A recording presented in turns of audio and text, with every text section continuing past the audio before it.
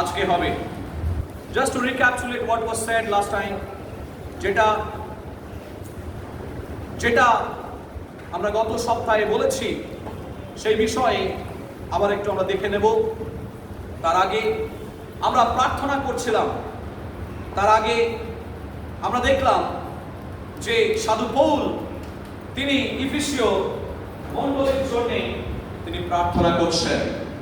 Apostle Paul was praying for the church at Ephesus.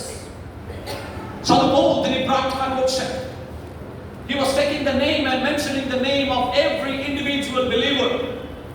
He was upholding them before the throne of grace. অনুগ্রহ সিংহাসনের সম্মুখে প্রত্যেকটা বিশ্বাসীকে নাম ধরে ধরে তিনি প্রার্থনা করছেন। তিনি প্রার্থনা করছেন, কি বিষয়ে প্রার্থনা করছেন? যা লেখা রয়েছে 17 পদে তিনি বলছেন যে যেন আমাদের হৃদয়ের চক্ষু আলোকময় হয়। Let the eyes of our hearts be enlightened. যেন আমাদের হৃদয়ের চক্ষু আলোকময় হয়, তিনি সেই বিষয়ে প্রার্থনা করছেন। কিন্তু কিভাবে আমাদের হৃদয়ের চক্ষু আলোকময় হতে পারে সেই বিষয় নিয়ে আলোচনার প্রেক্ষিতে আমরা চলে গেলাম প্রকাশিত বাক্যের 4 অধ্যায় তার 1 থেকে 8 পদ। আর সেইখান থেকে আমরা সিরিজ অফ সারমনস অর্থাৎ সারমনের একটা সিরিজ আমরা দেখেছি, শুরু হয়েছে গত সপ্তাহ থেকে। এবং সেই সারমনের সিরিজে আমরা গত সপ্তাহে কি কি দেখেছিলাম মনে আছে কারো? দেখি কার মনে আছে। সেই সিরিজ অফ সারমনে আমরা প্রথমে দেখলাম যোহন তিনি দর্শন দেখলেন। যোহন তিনি পাটন দ্বীপে বন্দী ছিলেন। প্রেক্ষাপটটা একবার স্মরণ করিয়ে দিই। যোহন তিনি পাটন দ্বীপে বন্দী ছিলেন এবং সেই পাটন দ্বীপের মধ্যে তিনি যখন আত্মায় আবিষ্ট হইলেন সেই সময় তিনি দেখতে পেলেন যে স্বর্গদুয়ার খুলে গেছে। এর মধ্য দিয়ে আমি প্রচার করেছিলাম যে স্বর্গদুয়ার এখনো আমাদের জন্য খোলা রয়েছে। ঈশ্বর এখনো আমাদের জন্য অপেক্ষা করছেন। আপনি কখন মন ফেরাবেন তার জন্য। God is waiting for us.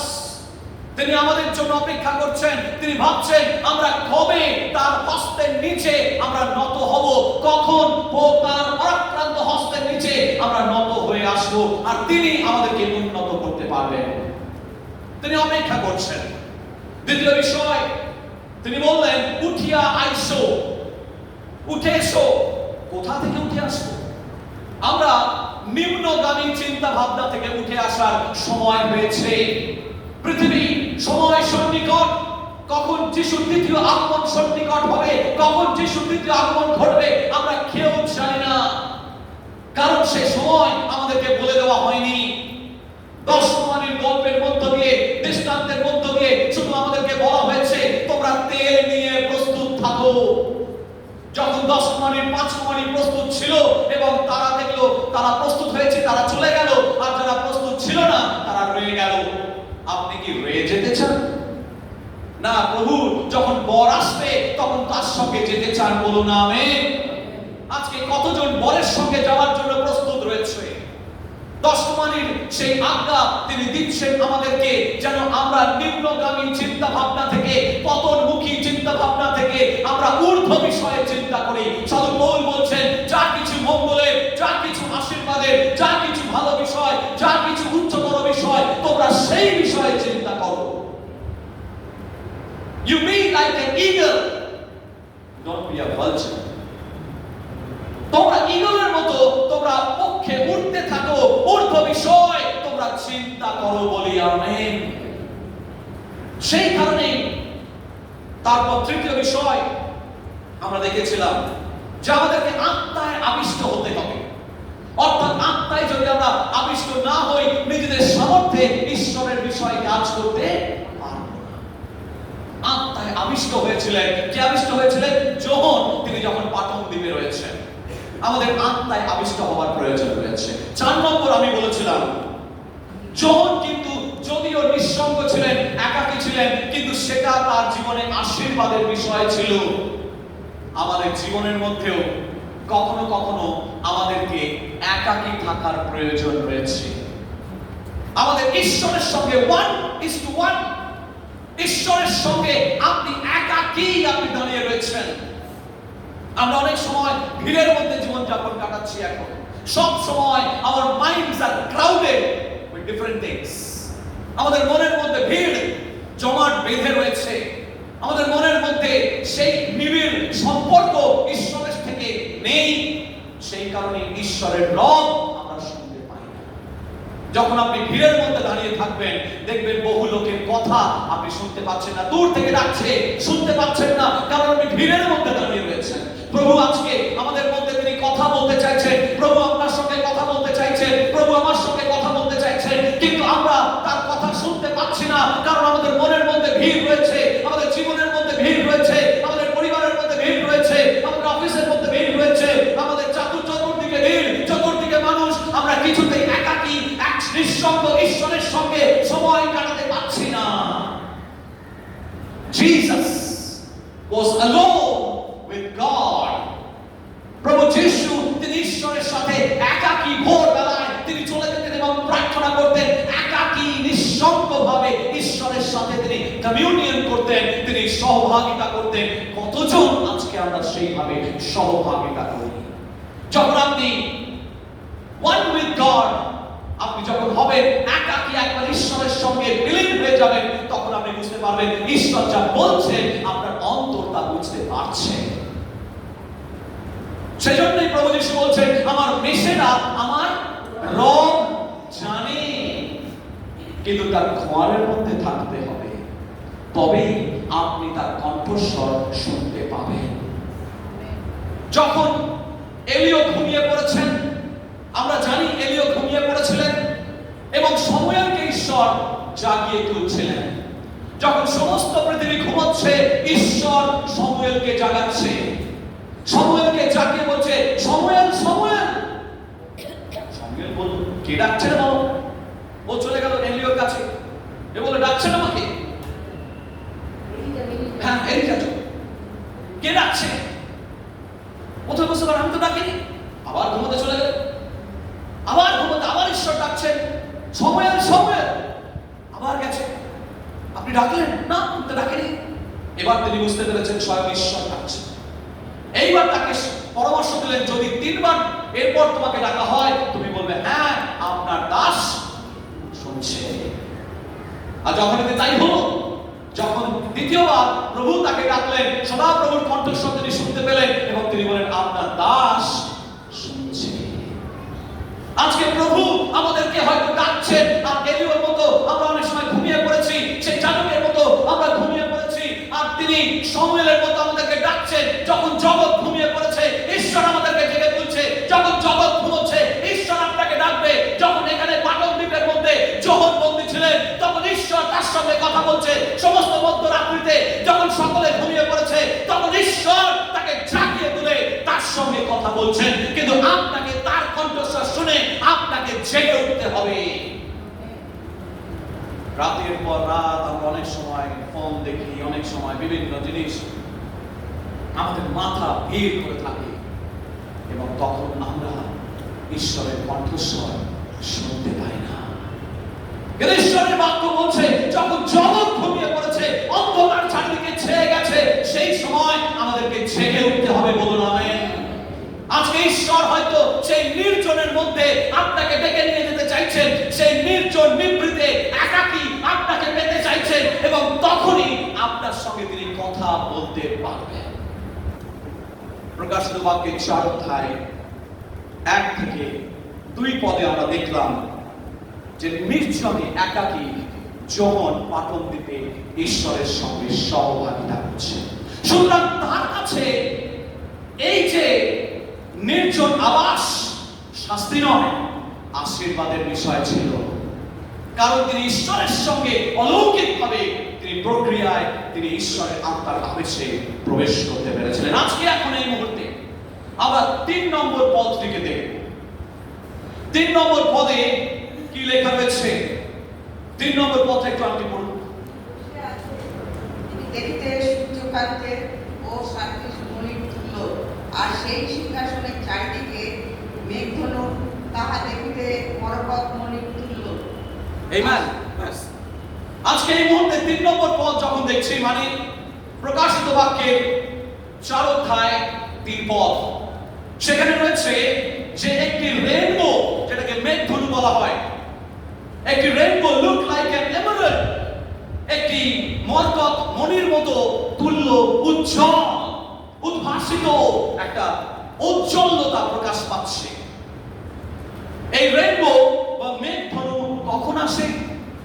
আমরা একটু চিন্তা করি, মেঘধনু বা রেইনবো, যেটাকে বাংলায় 7টা রঙের সমন্বয়, যেটাকে বলা হয় বেনিয়া সহকলা বাংলায়, আর ইংরেজিতে বলা হয় ভিপচিওর। এই বেনিয়া সহকলা বা ভিপচিওর, এই 7টা রঙের সমন্বয়ে এই মেঘধনু তৈরি হয়। এটা কখন তৈরি হয়? যখন আকাশ পরিষ্কার হয়ে গেছে, ঝড় বৃষ্টি ঝঞ্ঝা থেমে গেছে, আর বৃষ্টি নেই। যখন দেখবেন বৃষ্টি নেই, বৃষ্টি থেমে গেছে, সেই ঝঞ্ঝা ঝড় তাণ্ডব, ঝড়ের তাণ্ডব কমে গেছে, তখনই মেঘধনু ওঠে। আপনাদের নিশ্চয়ই স্মরণে আছে, যখন নোহের জাহাজে তার করার আগে যখন প্রচন্ড বৃষ্টি হচ্ছিল, চারিদিকে প্লাবিত হয়ে গিয়েছিল, ঈশ্বর মেঘধনুর মধ্য দিয়ে তিনি প্রতিজ্ঞা করেছিলেন জল দ্বারা আর পৃথিবীকে তিনি ধ্বংস করবেন না। তার মানে এই মেঘধনুর দিকে তাকালে আমরা জানি ঈশ্বর আর মানুষের মধ্যে একটা চুক্তি হয়েছিল। কিসের সেই চুক্তি? চুক্তি কখন হয়?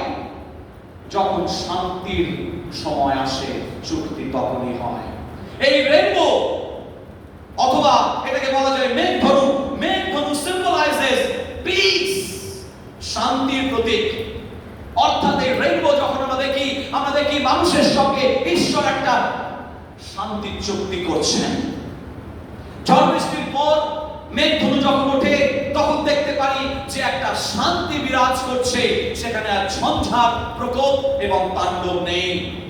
এটা এই সিগন্যাল দেয় যে ঝড় থেমে গিয়ে, বৃষ্টি থেমে গিয়ে, রোদ্দুরের বৃষ্টির আলোয় সবকিছু রাঙা হয়ে উঠেছে। ঈশ্বরের উপস্থিতিতে সর্বসময় মনে রাখবেন প্রিয় ভাই বোন, শান্তি বিরাজ করে। যোহন পাটন দ্বীপে দর্শন দেখছেন, পবিত্র আত্মার আদেশে তিনি দর্শন দেখছেন, এবং সেই দর্শনের মধ্যে তিনি দেখতে পাচ্ছেন ঈশ্বরের সেই সিংহাসনের মধ্যে তার আগে একটা বিরাট বড় মেঘধনু দেখতে পাচ্ছেন। এটা কি সিম্বলাইজ করছে? এই দর্শনের মধ্য দিয়ে তিনি কি বলতে চাইছেন? এই দর্শনের মধ্য দিয়ে তিনি এটাই বলতে চাইছেন যে ঈশ্বর হচ্ছে শান্তির প্রতীক, আর সেই কারণেই বলা হয় তিনি শান্তিরাজ। যেখানে তিনি থাকেন সেই স্বর্গের দৃশ্য প্রকাশিত বাক্যের মধ্যে দেওয়া হয়েছে। সেই স্বর্গের দৃশ্যের মধ্য দিয়ে তাকে এই বার্তা দিচ্ছে যে ঈশ্বর স্বর্গে যখন আছে, সেখানেও শান্তি বিরাজ করছে। He is the Prince of Peace. তিনি শান্তিরাজ, যেখানে তিনি থাকেন সেখানে শান্তি বিরাজ করে। আজকে প্রিয় ভাই বোন দেখবেন, যারা ঈশ্বরের উপস্থিতির মধ্যে প্রবেশ করে তারা বেশি কথা বলতে পারে না, এবং সেই কারণে যিশায়া ভাগবতী পুস্তক 6 অধ্যায়ে তিনি শুধু একটা কথাই বলেছিলেন, পবিত্র পবিত্র পবিত্র। আপনার মুখ থেকে শুধু একটাই শব্দ বেরিয়ে আসবে, পবিত্র পবিত্র পবিত্র বাহিনীগণের সভাপতি। আজকে ঈশ্বর এর সেই দর্শনীয় দর্শন যখন যোহন পাটন দ্বীপে বসে তিনি দেখছেন, তখন সেখানে দেখতে পাচ্ছেন ঈশ্বরের উপস্থিতির মধ্যে রয়েছে অপার অনাবিল শান্তি। সেজন্য প্রভু যিশু বলছেন, শান্তি তোমাদের কাছে আমি রাখিয়া গেলাম। যে গ্রিক শব্দকে ব্যবহার করা হয়েছে এরেনে, এই এরেনে শব্দের গ্রিক শব্দ, এরেনে শব্দের কথার মানে হচ্ছে এই যে গভীর এক প্রশান্তি, যে প্রশান্তি শুধু টাকা পয়সা থাকলে আসবে না, যে প্রশান্তি আপনার কাছে টাকা পয়সা থাকুক কিংবা না থাকুক, আপনি যে কোনো পরিস্থিতির মধ্যে আপনার ভেতরটা একেবারে শান্ত হয়ে যাবে। প্রশান্ত মহাসাগরের গভীরতা অনেক। সব থেকে গভীর সাগর কোনটা? প্রশান্ত মহাসাগর। অথচ এখানে মেরিনা বিচ এইখানেই আছে, যেখানে সব থেকে বড় গভীরতার যে খালটা সেখানেই আছে। প্রশান্ত মহাসাগরের মুখে, প্যাসিফিক ওশানের মধ্যে, তথাপি এটা জল একেবারে শান্ত। যার যত বেশি গভীরতা তার তত বেশি প্রশান্তি পরিণামে। তাই আজকে ঈশ্বর বলছেন তোমরা ঈশ্বরের সেই প্রশান্তিকে লাভ করো। মণ্ডলী, তোমরা ঈশ্বরের প্রশান্তিকে খোঁজ করো। আর তোমরা জগতের কাছে সেই শান্তি পাইবে না, কারণ সেই শান্তি কেবল আমার কাছেই রয়েছে। যদি আপনার জীবনে অশান্তির ঝড় উঠেছে, যদি আপনার জীবনে স্বামী স্ত্রীর মধ্যে অশান্তির ঝড় উঠেছে, যদি আপনার পরিবারের মধ্যে অশান্তির ঝড় উঠেছে, যদি কর্মক্ষেত্রে অশান্তির ঝড় উঠেছে, তাহলে বলছি ঈশ্বরের খোঁজ করুন, ঈশ্বরের অন্বেষণ করুন, তাহলে দেখবেন আপনার জীবনে সেই শান্তি নেমে আসবে। কোন পলিসি ডেভেলপ করতে হবে না, কোন স্ট্র্যাটেজি ডেভেলপ করতে হবে না, বাট একটাই স্ট্র্যাটেজি ডেভেলপ করুন, প্রভু তোমার অন্বেষণ করব। দেখবেন আপনার জীবনে শান্তির অভাব হবে না। যতজন ঈশ্বরের খুব গভীরতায় চায়, আপনি দেখবেন তাদের জীবনে তারা বেশি কথা বলা পছন্দ করে না। তারা সদা সর্বদা নীরব থাকতে চায়, ঈশ্বরের সেই শান্তিকে উপলব্ধি করতে চায়। আমাদের জীবনের মধ্যেও সেই শান্তির বিশেষ প্রয়োজন রয়েছে। তারা অকারণ কথা বলে না, তারা অকারণে বকবক করে না, কারণ ঈশ্বরের পরম প্রশান্তির মধ্যে তারা আনন্দ করতে চায়। শুধু ঈশ্বরকে ধন্যবাদ দিয়ে চায়, ঈশ্বরকে ধন্যবাদ দিয়ে চায়। পাস্টার দানিয়েল মার্ক তিনি সর্বসময় গভীরভাবে প্রার্থনায় থাকতেন। আমি শুনেছি যে তিনি গাড়িটা চালাতেন, স্টিয়ারিং ও ছেড়ে দিতেন, আসলে বলতেন praise the lord, praise the lord, praise the lord, praise the lord. ঈশ্বর এর গভীরে যারা থাকে তারা সেই গভীরতায় থাকে। আজকে কতজন আমাদের জীবনের মধ্যে সেই শান্তির গভীরতা আছে? আপনি খোঁজ করুন। জগতের মধ্যে শান্তি নেই, কিন্তু জগৎ যখন আমাদের দিকে তাকায়, আমাদের মধ্যেও কি সেই শান্তি খুঁজে পায়? সাধু পৌল তিনি প্রার্থনা করছেন, তোমাদের হৃদয়, অন্তরের হৃদয় যেন আলোকিত হোক।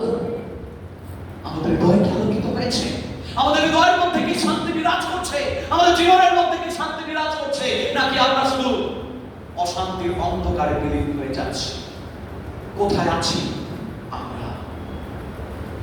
ঈশ্বর উপস্থিতির মধ্যে থাকলে আপনি বেশিক্ষণ অশান্তির মধ্যেও থাকতে পারবেন না, কারণ ঈশ্বর আপনার মধ্যে যে শান্তির আশ্বাস দিয়েছেন, আপনি বুঝতে পারবেন অশান্তি থাকলে আপনি বেশিক্ষণ ঈশ্বর উপস্থিতির মধ্যে থাকতে পারবেন না। যদি ঈশ্বর উপস্থিতির মধ্যে থাকেন, তবে দেখবেন আপনার জীবনের অশান্তির কালো মেঘগুলো আস্তে আস্তে আস্তে আস্তে সরে যাবে। বলুন আমেন। আজকে কতজন আছেন যারা চাইছেন আমাদের জীবনের অশান্তির কালো মেঘগুলো সরে যাক? তাহলে আসুন প্রভুকে তার উপস্থিতির অনুসন্ধান করুন, কারণ তার উপস্থিতির মধ্যে রেইনবো রয়েছে, তার উপস্থিতির মধ্যে রয়েছে সেই মেঘধনু, যে মেঘধনু হচ্ছে তার শান্তির প্রতীক। তার মানে যতজন আমার কাছে আসবে তারা শান্তি খুঁজে পাবে, অশান্তির মধ্যে তারা থাকবে না।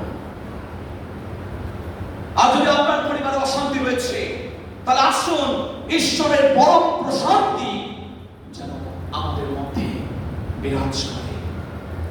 যদি আজকে আপনার স্বামীর সঙ্গে মানিয়ে নিতে পারছেন না, স্ত্রী স্বামীর সঙ্গে মানাতে পারছে না, স্ত্রী স্বামীর সঙ্গে মানাতে পারছে না, ছেলে মেয়েরা তারা একে অপরকে মেনে নিতে পারছে না, তাহলে আমি বলবো পরিবারের মধ্যে তারা প্রভু থেকে বহু দূরে অবস্থান করছে। কারণ যখনই ঈশ্বর উপস্থিতির মধ্যে প্রবেশ করবেন, let me tell you, out of conviction, looking into your eyes, and let me tell you that যে যখন শান্তি আপনার অন্তরকে ছোঁবে, তখন আপনার পার্সপেক্টিভ, দৃষ্টিভঙ্গি পাল্টে যাবে। আপনার শারীরিক ক্ষমতায়, আপনার মানবিক ক্ষমতায়, মানবিক সামর্থ্যে যে কাজ করা অসম্ভব হয়ে পড়েছে, সেই কাজই ঈশ্বর আপনাকে দিয়ে করাতে পারে। ঈশ্বরের পক্ষে অসম্ভব কিছুই নেই। তাই আসুন তার উপস্থিতির মধ্যে খোঁজ করি, তার উপস্থিতিকে খোঁজ করি। যত তার উপস্থিতির মধ্যে ঢুকবেন, দেখবেন ঈশ্বর আপনার মধ্যে সেই অন্তর সৃষ্টি করছে। এই জন্যই বাড়িতে নিয়মিত প্রার্থনার আয়োজন করবেন। যতটা সম্ভব ছেলে মেয়ে সকলকে নিয়ে প্রার্থনায় বসবেন, দেখবেন ঈশ্বর আপনাদের জীবনকে আশীর্বাদ করবেন। দ্বিতীয় বিষয় যেটা লেখা রয়েছে প্রকাশিত বাক্যে 4 অধ্যায় 3 পদের পরবর্তী অংশটা একটু করুন, যেখানে ওই মরকত মণির তুল্য কথাটা লেখা রয়েছে। যিনি বসিয়া আছেন তিনি দেখিতে সূর্যকান্তের ও শান্তিও মণির তুল্য, আর সেই সিংহাসনের চারিদিকে মেঘ ধনু, তাহা দেখিতে মরকত মণির তুল্য। মরকত মণির তুল্য, এমারেল্ড। এই এমারেল্ড বা মরকত মণিটা কি কখনো হয়তো আমরা অনেকে দেখি। মরকত মণিটা হচ্ছে এই ডেসক্রিপশন বা বর্ণনা আমরা যা পাই তাতে করে বলা হচ্ছে এটা একটা সবুজ কালারের একটা দামি পাথর, সবুজ বর্ণের একটা দামি পাথর। এই মরকত মণি দেখেছি, বাস্তবে দেখিনি, ছবিতে দেখেছি। এই ছবিটা হচ্ছে একেবারে এত বড় হয়, অনেক সময় রেক্ট্যাঙ্গুলার শেপ এরকমও হয়, আবার অনেক সময় গোলও হয়, বিভিন্ন আকারের হয়, কিন্তু পুরো সবুজ। এখন সবুজ কালার কিসের প্রতীক? কারণ কিসের প্রতীক? সবুজ কালার আমি না, গাছের কালার সবুজ, ক্লোরোফিল আছে। Exactly, thank you, yes, I was looking for that. সবুজ কালার জীবনের প্রতীক, বলুন আমেন। যখন ঈশ্বরের উপস্থিতির মধ্যে যোহন তিনি পাটন দ্বীপে বসে এমারেল্ড দেখছেন, তিনি সবুজ মরকত মণি দেখছেন, তিনি দেখছেন ঈশ্বর উপস্থিতির মধ্যে জীবন রয়েছে। সেই কারণে প্রভু যীশু বলছেন, আমি পথ সত্য জীবন। তিনি বলছেন, আমি আসিয়াছি যেন তোমরা জীবন পাও, জীবনের উপর জয় পাও। অর্থাৎ যখন আপনি তার উপস্থিতির মধ্যে যাবেন, আপনার সেই মরকত মণি অর্থাৎ এমারেল্ডের মধ্যে সেই সবুজ দেখতে পাবেন। তার মধ্যে ঈশ্বরের উপস্থিতির মধ্যে ভরপুর বাঁচার শক্তি, ভরপুর বাঁচতে কিভাবে হয় সমস্ত রসদ তার উপস্থিতির মধ্যে রয়েছে। Overflowing life, it's not just এই কোন রকমে দাদা কেমন আছেন, ওই না মানে বেঁচে আছে। দাদা কেমন আছেন, মরতে পারছি না তাই বেঁচে আছি। এই কি আমাদের উত্তর হওয়া উচিত? খ্রিস্ট বিশ্বাসীদের এই কি উত্তর হওয়া উচিত? এই মরে গেলেই ভালো হয়। ওভারফ্লোয়িং লাইফ, বলুন আমেন। ঈশ্বরের কাছে প্রার্থনা করুন, প্রভু তোমার উপস্থিতির আনন্দ যেন পাই এবং সেখানে সেই ওভারফ্লোয়িং লাইফ আমরা যেন লাভ করতে পারি। অফুরন্ত জীবন, প্রাণবন্ত জীবন, যে জীবনের মধ্যে ঈশ্বরের আশীর্বাদ রয়েছে, যে জীবনের মধ্যে সেই ভরপুর আনন্দ রয়েছে। যখন আমরা আসবো মণ্ডলীতে, প্রভু আমরা তোমার কখন আরাধনা করবো, কোনো কিছু যেন আমাদের বেঁধে রাখতে না পারে। প্রভু আমরা তোমার গৃহেতে আনন্দ করতে যাব, কারণ এটা আনন্দের সময়। মণ্ডলীতে যেতে হবে। ঈশ্বর বলছেন তোমরা আনন্দ করো, সর্বপর তিনি বলছেন আনন্দ করো, সদাপ্রভুতে আনন্দ করো। সেই আনন্দ কথাটা বহুবার ব্যবহার হয়েছে, বহুবার ব্যবহার হয়েছে। আনন্দ, অফুরন্ত আনন্দ তোমরা করো ঈশ্বরের উপস্থিতির মধ্যে।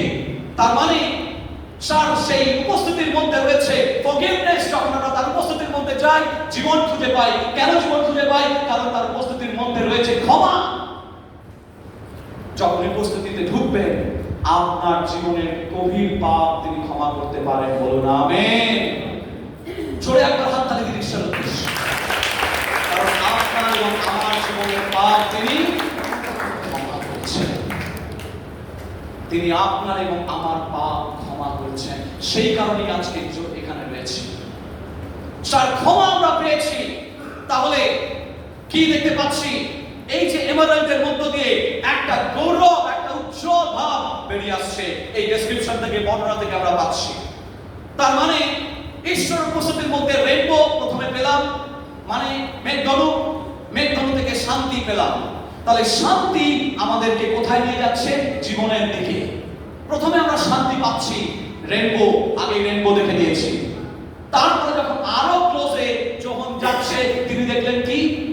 মরকত মণি, এমারেল্ড উজ্জ্বল ভাবে ছাপিয়ে যাচ্ছে, জীবনে প্রবেশ করছি, সবুজ বর্ণ। জীবনের মধ্যে প্রবেশ করছি। তারপরে আমরা কি দেখছি? তারপরে দেখছি একটা ছটা, তীব্র আলোর ছটা বিচ্ছুরিত হচ্ছে। সেটা দিয়ে কি দেখা যাচ্ছে? এটা পবিত্রতার প্রতীক, বলুন আমেন। পবিত্রতা তার মানে শান্তি জীবনের দিকে নিয়ে যায়, জীবন পবিত্রতার দিকে নিয়ে যায়, এবং পবিত্রতা সেই ক্ষমতা এবং সেই পরাক্রমের দিকে নিয়ে যায়। যখন আপনি পবিত্র হবেন, যত বেশি পবিত্র হবেন, যত ঈশ্বরের কাছাকাছি প্রবেশ করবেন, তত দেখবেন পবিত্রতা আপনাকে ঘিরে ধরছে, পবিত্রতা সম্পর্কে আপনার চেতনা বাড়ছে, পবিত্রতা সম্পর্কে আপনার চিন্তা ভাবনা জাগ্রত হচ্ছে। যত পবিত্র হয়ে উঠবেন, ঈশ্বর আপনার মধ্যে তত শক্তি, তত পরাক্রম আপনার মধ্যে তিনি বর্ষণ করবেন। পবিত্রতা ছাড়া আপনি ঈশ্বরের কাছ থেকে সেই ক্ষমতা লাভ করতে পারবেন না। তাহলে শান্তি জীবনের দিকে নিয়ে যায়, জীবন পবিত্রতার দিকে নিয়ে যায়, পবিত্রতা পরাক্রমের কাছে নিয়ে আসে, বলুন আমেন।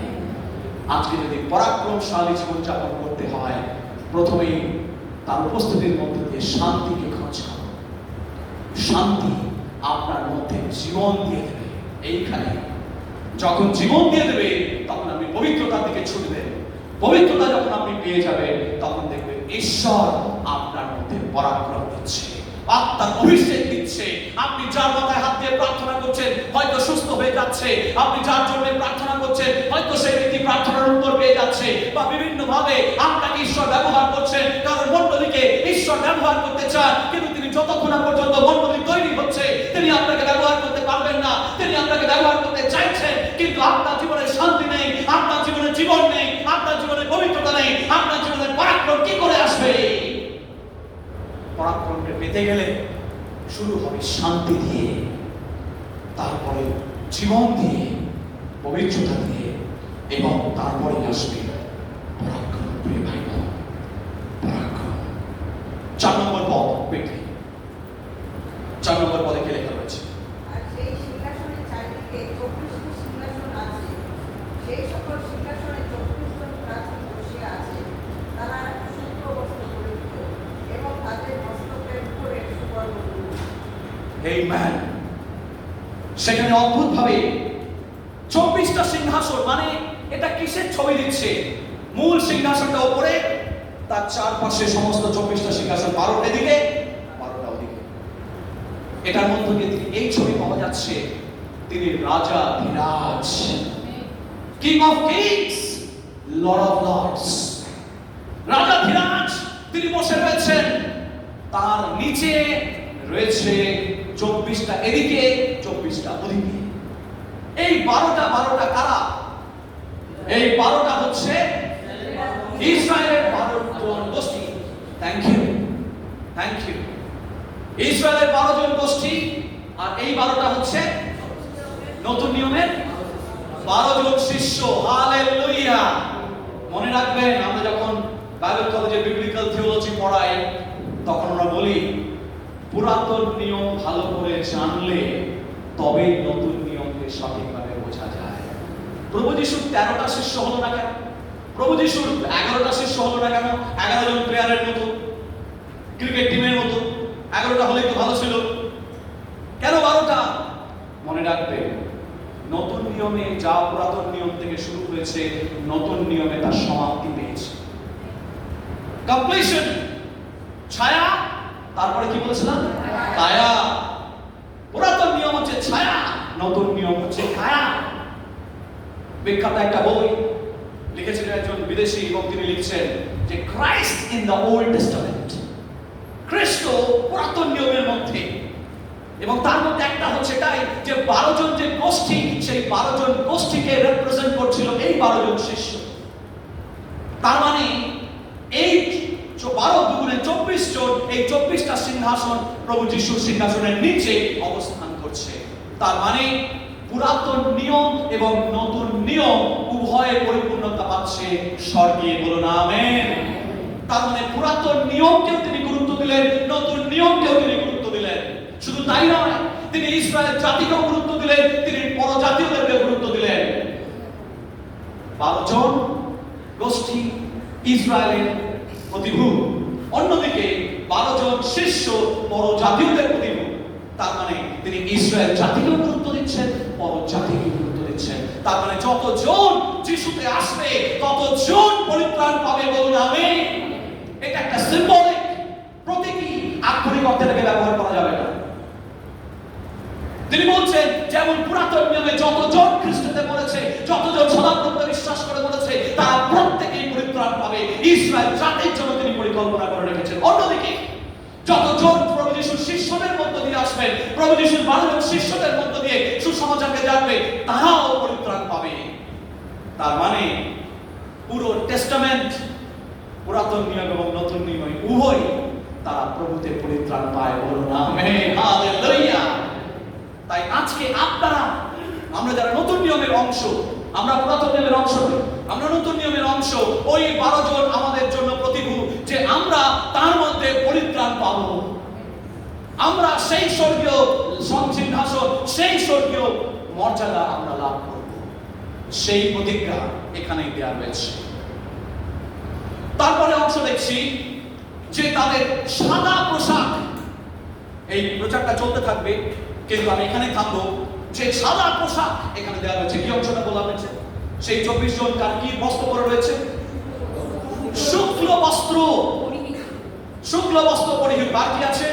এবং তাদের মস্তকের উপরে সুবর্ণ মুকুট। সুবর্ণ মুকুট, হালেলুয়া। শুক্ল বস্ত্র, এই শুক্ল বস্ত্র কিসের প্রতীক? ধর্মচারণের প্রতীক। তার মানে তাদের মধ্যে সেই প্রজ্ঞা দেওয়া হয়েছে, উইজডম দেওয়া হয়েছে, represents their priestly purity, অর্থাৎ সেই যাজকীয় বিশুদ্ধতা প্রতীক। অর্থাৎ আপনি যখন মনে করছেন আপনি একজন যাজক, কোথায় লেখা রয়েছে? প্রথম পিতরের 2 অধ্যায় 9 পদে কি লেখা রয়েছে? বিশ্বাসীরা প্রত্যেকেই এক একজন যাজক। বিশ্বাসে যখন আপনি জেগে উঠবেন তখন ইতিমধ্যে আপনি যাজকে রূপান্তরিত হয়েছেন। যাজক সম্প্রদায় শুধুমাত্র পুরাতন নিয়মের মধ্যে একজন ব্যক্তি থাকবে না, আমরা সকলেই যাজক, বলুন আমেন। কিন্তু বিশেষ বিশেষ ক্ষমতা ঈশ্বর কাউকে অভিষেক দেন বিশেষ দায়িত্ব পালনের জন্য। সেই কারণে এফেসীয় পুস্তকে 4 অধ্যায় 11 পদে বলেছেন 5-fold অফিস মণ্ডলীকে দেওয়া হয়েছে: পালক, শিক্ষক, শিক্ষাগুরু, প্রেরিত, ভাববাদী। এই ভাবে 5টা ইম্পর্টেন্ট অফিস দেওয়া হয়েছে, তার মধ্যে একটি হচ্ছে পালক। সুতরাং আমরা দেখতে পাচ্ছি প্রথম পিতর 2 অধ্যায় 9 পদ অনুসারে ক্রাউন দেওয়া হয়েছে, মানে মুকুট দেওয়া হয়েছে। এই মুকুট কিসের প্রতীক? কার মাথায় মুকুট পরানো থাকে? রাজাদের বা মন্ত্রীদের, তাই না? তাহলে প্রভু যিশুর মাথায় তো মুকুট আছে বুঝলাম, তিনি রাজাধিরাজ। এই 24 জনের মাথায় মুকুট কেন ছিল? তার কারণ এই 24 জনকেও একই ক্ষমতা দেওয়া হবে, বলুন আমেন। যতজন আমরা খ্রিস্ট যিশুতে মরবো, আমাদের ব্লেসড হোপ এটাই থাকবে যে আমরা খ্রিস্ট যিশুতে পুনরুত্থিত হব এবং খ্রিস্ট যিশুতে তার সঙ্গে আমরা শাসন করব, তার সঙ্গে আমরা রুল করব, তার সঙ্গে আমরা সম্মানিত থাকব। ক্ষমতা তিনি আমাদেরকে দেবেন, সেই প্রত্যাশা আমরা এখান থেকে পাই। প্রকাশিত বাক্যের মধ্যে সেই ছবি পাঠক দিকে বসে বসে তিনি চিন্তা করছেন, তিনি দেখছেন, আত্মায় আবিষ্ট হয়ে। যেমন ভাবে ইজিপ্সীয় ফেরাও জোসেফকে তিনি ডেলিগেট করেছিলেন অথরিটি, জোসেফকে তিনি ক্ষমতা ডেলিগেশন করেছিল, ক্ষমতা দেওয়া হয়েছিল। তিনি বলেছিলেন আমার পরে কি দিয়ে ক্ষমতা দেওয়া হয়েছিল? একটা রিং দিয়ে, সিগনেট রিং বলা হয়, যেটা তার অথরিটি প্রমাণ যে এই সিগনেট রিং। আর সেইখানে রাজাদের সময় সেই রাজাদের সেই সিগনেট রিং দেওয়া হয়েছিল, আর সেই আংটি পরে তোমার হাতে যতদিন এই আংটি থাকবে সমস্ত লোকেরা আমার পরে তোমাকে মান্য করবে। ঈশ্বর প্রভু যিশু তিনি সিগনেট রিং আমাদেরকে দিয়েছেন, বলুন আমেন। ঈশ্বর প্রভু যিশু রূপে সেই সিগনেট রিং আমাদের মধ্যে দিয়েছেন। যতজন প্রভু যিশুকে ধারণ করবে সেই সিগনেট রিং এর মধ্যে, সেই সিগনেট রিং এর মধ্যে যিশুকে ধারণ করলে আপনার মধ্যে সেই ক্ষমতা আসবে, আপনার মধ্যে সেই রুলিং এর ক্ষমতা আসবে। কারণ ঈশ্বর তা দেবেন যতজন যিশু অন্তরে থাকবে, যতজনের অন্তরে যিশু থাকবে। মনে রাখবেন সেই সিগনেট রিং আপনি ধারণ করে ফেলেছেন। তার মানে সমস্ত হেভেনলি রেলম আপনার প্রতি বাধ্য থাকবে। সেই কারণে ভুলে যাবেন না, প্রভু যিশু বলছেন যা যিশুর নামে এখানে বাঁধবে তা ওখানে বাঁধা পড়বে। কেন কথাগুলো বলেছেন?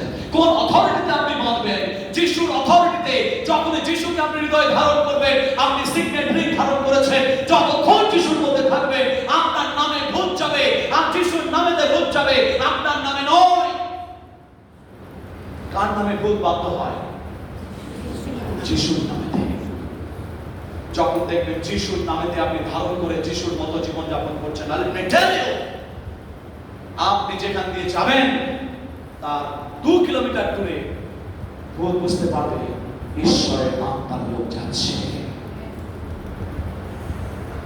আপনি ভূতকে ভয় করবেন না, আপনার উপস্থিতি দ্বারা ভূত ভয় পাবে, কারণ আপনি তার উপস্থিতিকে বহন করছেন।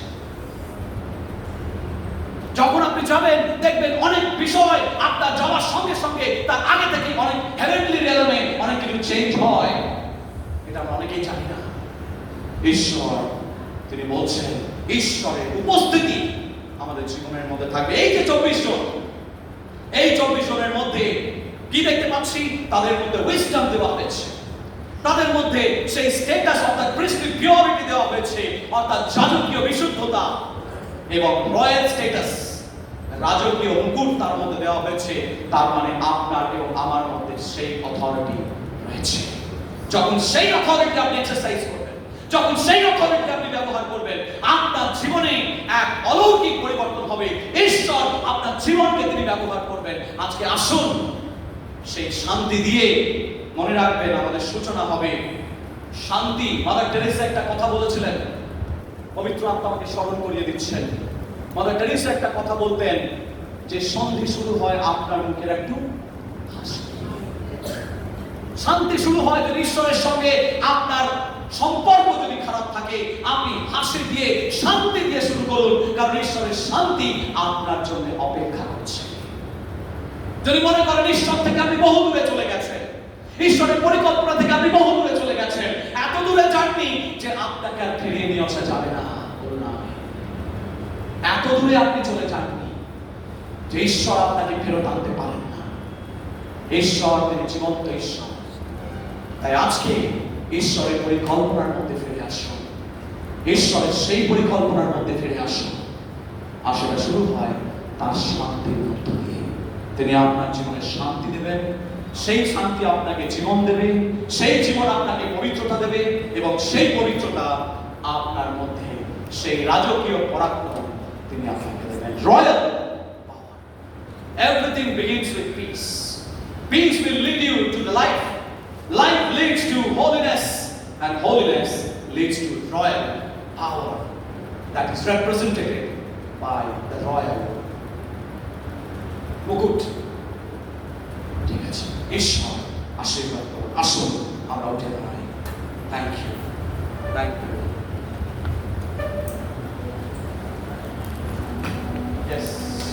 প্রভুর কাছে বলুন, প্রভু আমাকে সেই জীবনের মুকুট দাও, আমাকে শান্তি দাও, আমার পরিবারের শান্তি দাও, আমার কর্মজীবনে শান্তি দাও, আমার বিজনেসের ক্ষেত্রে শান্তি দাও, স্বামী স্ত্রীর জীবনের মধ্যে শান্তি দাও। প্রভু আমি শান্তির খোঁজ করছি, আমি তোমার খোঁজ করছি। যখন তোমার খোঁজ করি প্রভু আমার জীবনে শান্তি নেমে আসে। এমারেল্ড বা সেই মরকতমণি সবুজ, আর সেই সবুজ আমাকে জীবন দেয়। প্রভু আমি জীবন পেতে চাই তোমার কাছে। সেই জীবন মরকতমণির উজ্জ্বলতা থেকে নিয়ে যায়। The radiance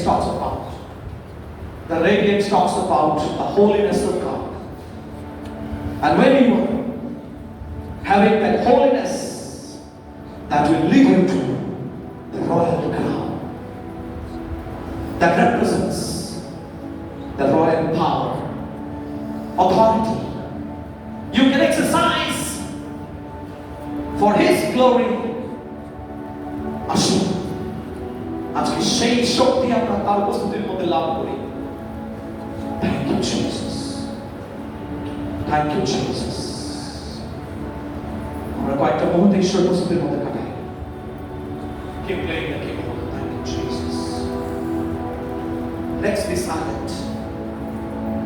Thank you, Jesus. Hallelujah. We worship. We worship. প্রার্থনা করো যে তুমি তোমার সেই জীবনের মধ্যে আমাকে রাখো, তোমার সেই জীবন তুমি আমাকে দাও। Thank you, Jesus. Thank you, Jesus. Thank you, Jesus. Thank you, Jesus. Thank you, Jesus. Thank you, Jesus.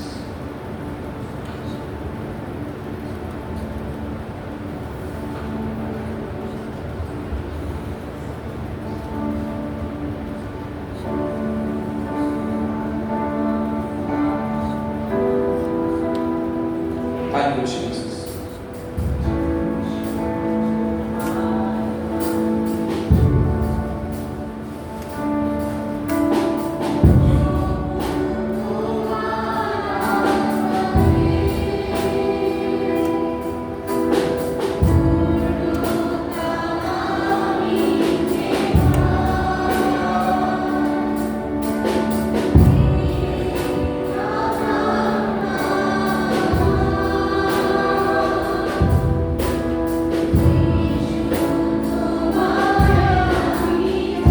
Yes, Lord. Yes, Lord.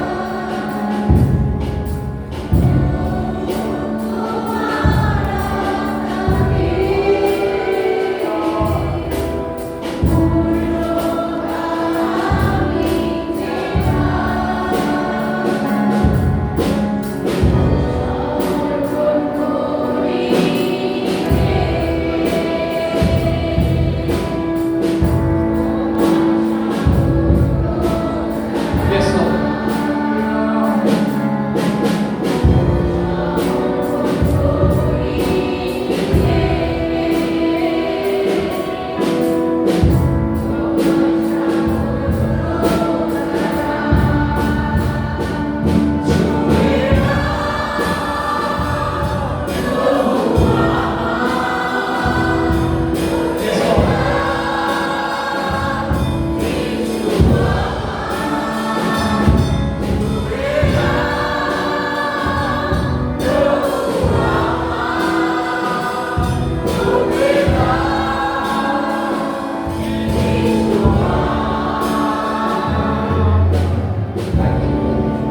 Thank you. প্রভু তুমি ছুঁয়ে নাও, ছুঁয়ে নাও। প্রভু আমাদের এই আকাঙ্ক্ষা, প্রভু তুমি ছুঁয়ে নাও।